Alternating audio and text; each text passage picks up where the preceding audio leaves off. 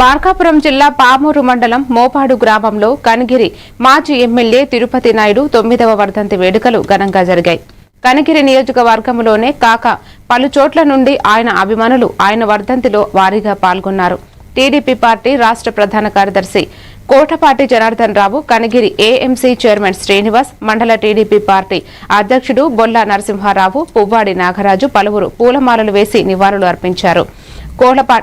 కోటపాటి జనార్దన్ రావు మాట్లాడుతూ రాజకీయాల్లో కులమత వర్గ భేదాలు లేకుండా అందరినీ కన్న బిడ్డల్లా చూసుకున్న వ్యక్తి మాజీ ఎమ్మెల్యే తిరుపతి నాయుడు అని పేర్కొన్నారు.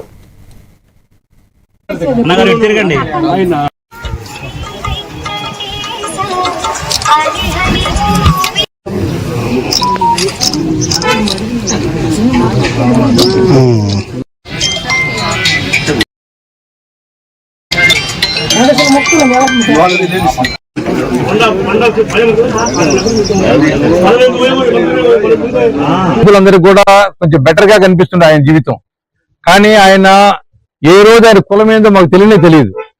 ఈయనతోటి ఉన్నప్పుడు ఆయన కూడా సేమ్ క్యాస్ట్ ఏమన్నట్టుగా ఉన్నాం, కానీ అసలు కులం ఏందని తెలుసుకోవాల్సిన ఆలోచన కానీ అలాంటివి లేదు.